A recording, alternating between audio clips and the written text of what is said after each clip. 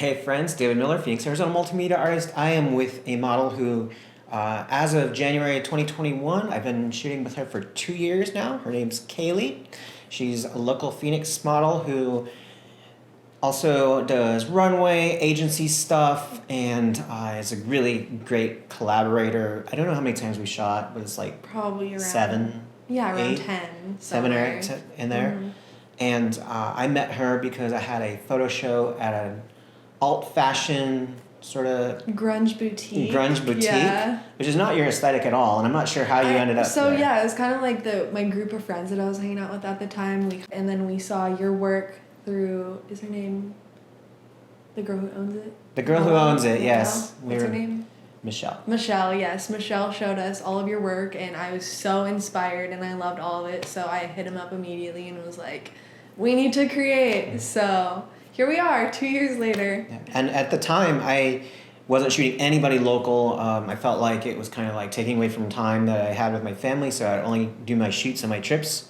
But when I put stuff up at that shop and then I looked at their page, I'm like, oh, there's actually local people who show up well in photographs. And so I was going to hit you up probably the next day. I always have to psych myself up to write a model. I'm very scared to reach out even after doing this like 12 years. I'm the opposite. Like, I'll reach out to photographers, and then when it actually comes time to shoot, I'll psych myself out, and I'm like, I don't know, like, I'm kind of anxious, like, should I go through this? But like today, you were like, are you sure you want to shoot a nude? Yeah. Of course I do, yes. But yeah. So, you're 21, 22? Yes, I just turned 21 in July. And you've been doing this since what age? I got back into modeling about 2.5 years ago, but I started when I was like 14 and then took a break for a couple years to focus on like school and, being a teenager. And I started getting back into it when I was 18, and I've met a lot of local photographers, creatives, makeup artists, models, designers, like so many people in just a short amount of time. It's insane. And it's been really, really a blessing to be able to create with so many people, and that has led me to sign with Agency Arizona, which I'm really super excited about.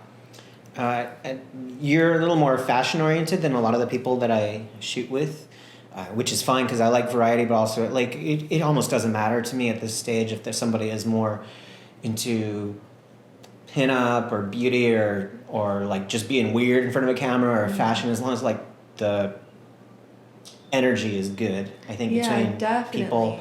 What makes a good shoot for you? What are like the components of most of your favorite shoots? There's so many aspects that go into a photo shoot for me. Like, some people just think modeling is super simple, like stand in front of a camera and just pose. Like, no, not at all. It comes with inspiration that you draw from your surroundings, other people, what you're inspired by. Like, it could come from anything, and then everything that goes into that, the details, the accessories, the fashion, the makeup, the hair, like everything is so important when it comes to creating a really phenomenal shot. And that's all also up to the photographer to, have the right equipment, know what they're doing, and for two people to both be experienced in a field that they love.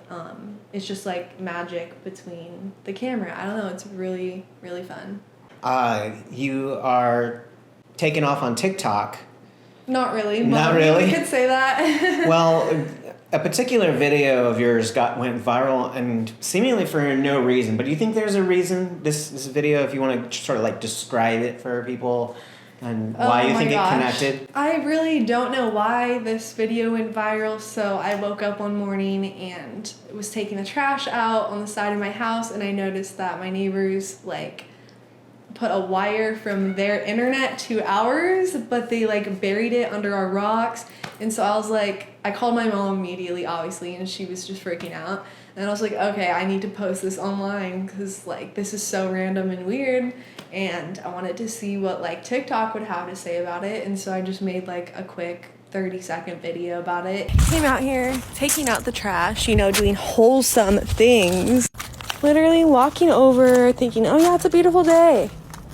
What the fuck is this white wire? coming from my neighbor's house down, and they didn't even do a good job of hiding it. They left it like right at the line going to our power box. Fresh white wire. Overnight, 2.5 million views later, and some like scouting agents on TikTok have followed me through that video. I've been making some videos, and now I'm able to join the TikTok Creator Fund and make some profit off of the videos that I'm creating. That's the only thing I could think of is that I want to know the mystery. I'm like, there's a story there, and I need closure to that story, and I don't know if I ever got it. I know that they took the wire away, but didn't Cox come out and mess with it? Yeah, so basically the first day we saw the wire, whatever, we were trying to unhook it, and we couldn't unhook it, so we knocked on their door about like 3 different times, and they wouldn't answer us, and so we kept knocking until they finally answered, and we disconnected the cord, and they came out and were like, oh, I think like Cox turned off our internet. And I was like, no, that's because I disconnected the cord. And I never filmed like the conversation that I had with the neighbors because like I don't check the TikTok app like ever, and so I didn't realize like how many people were engaging and how many people wanted to know about this situation. And so yeah, the Cox people ended up coming, removing the wire, and they said that they weren't stealing. We never got closure on that, honestly. Cox never like communicated with us, but yeah, random video, random situation, but kind of thankful for it. Yeah. What do you think is coming up next for you? I know we're not in lockdown in Arizona, but we're still living in a time where you can't, being as close to her as I am right now is probably problematic in some fashion, but you had to make some adjustments career-wise. Can you give like a brief summary of where you feel like you're going if this is going to continue? Yeah, I mean, it hasn't really changed much for me because of like quarantine. Like I've been self-employed for about like 2 years now. Like I kind of take jobs wherever I can get them and do it through delivery services too. But since being signed, like I've gotten some opportunities, some castings and bookings, but not as much, as frequent as it should be because of Corona. So that's kind of unfortunate. And hopefully in the next couple months, the fashion industry will pick up again, and I'll be able to reach out to more agencies like outside of the Arizona market. So I'm looking forward to that. Traveling to LA soon, which and you get might be problematic, but I'm socially distancing. You get like materials from Parade underwear. Yeah, a brand ambassador for this company called Parade. They're a sustainable underwear company that has been around for a year, and I've been fortunate enough to work with them for almost a full year since they've been around, and they send me products. I've done a couple shoots with you with them, and yeah, it's been a really fun journey building social media and getting to the point where we are. Do you have any hatred of social media like I do? Oh yeah, it's what's the worst? What's the downsides? Yeah, there's definitely ups and downs with social media. I mean, it can consume you if you let it, but if you are using it for a functional purpose of creating and connecting with other people who are aligned with your energy, and you can get inspiration from Instagram, and it's connected me with so many people, with you, with everyone I know. So it's a blessing, but it's also a curse if you let it be.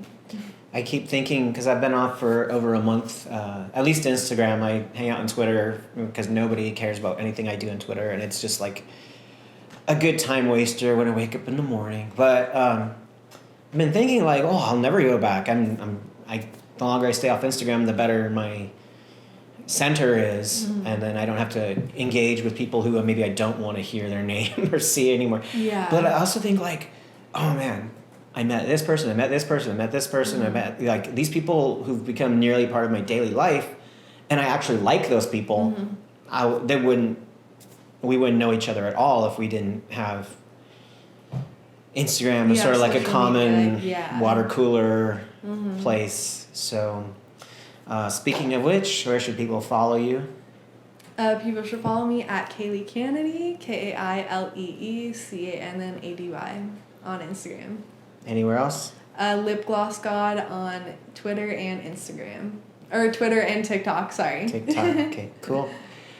Thanks for coming Of around, course. Kailee. We just Thank did you a for really long having me. shoot, so I'll put a bunch of pictures from our shoot throughout this video. Have a lot of fun working with Kailee. It's great to know that there's like somebody just down the street that we'd be like, you want to do something? Yeah. Come on over, and it happens. So 2 years of creating and many Yeah. more.